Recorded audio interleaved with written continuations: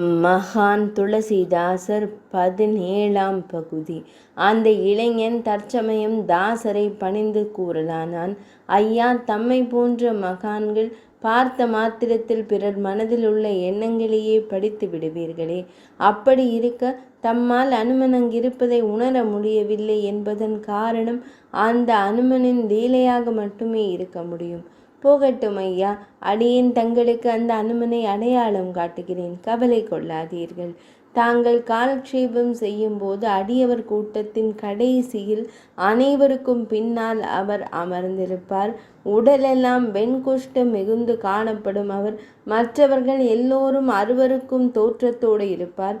ஒவ்வொரு நாளும் தங்களுக்கும் முன்னதாக காலக்ஷேபம் கேட்பதற்காக பொறுமையோடு வந்து அமர்ந்திருக்கும் இவர் தமது காலக்ஷேபம் நிறைவடைந்தவுடன் கலைந்து செல்கின்ற ஒவ்வொருவரையும் சற்று தொலைவிலிருந்தே வழிபடுவார்.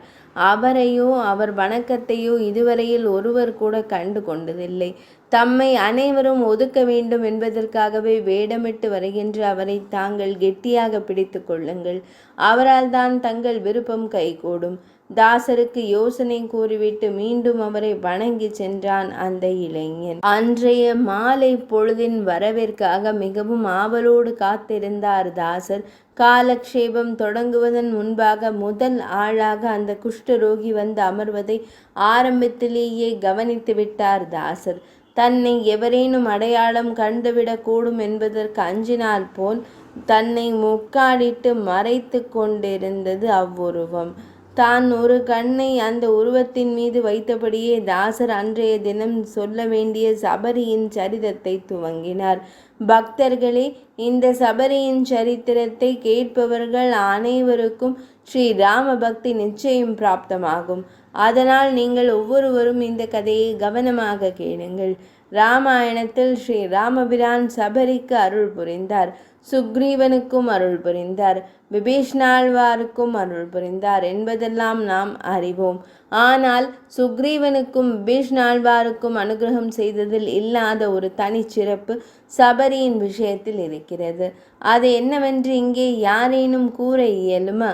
கூட்டம் அமைதி காத்தது. தாசர் தாமே பதில் கூறினார். மற்ற இருவரும் ராமனை தேடி வந்து தஞ்சம் புகுந்தனர். ஸ்ரீராமன் அனுகிரகித்தார். ஆனால் சபரி மாதாவை தேடிக்கொண்டு நம் ஸ்ரீராமச்சந்திர மூர்த்திதானே சென்றார்.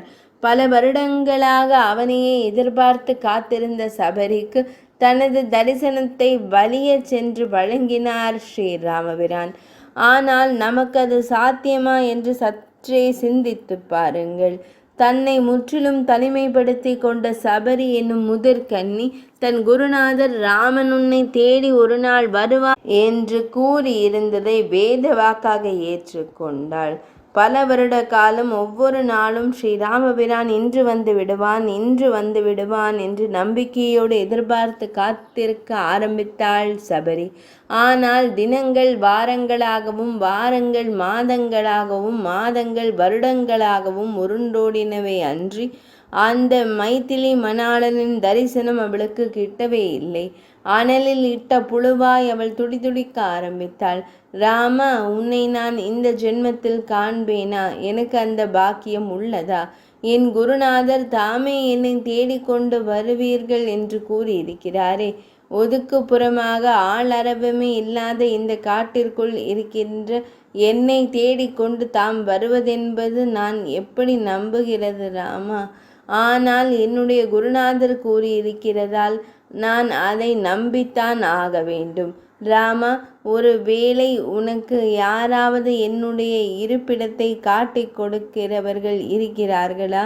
அப்படி ஒருவேளை உன்னால் என்னை கண்டறிய இயலவில்லை என்றால் நான் தமக்கு தரிசனம் கொடுக்காமலேயே போய்விடுவேனா? ராமா, என்னுடைய இந்த ஆசையை நிராசையாக ஆக்கிவிட வேண்டாம் ராமா.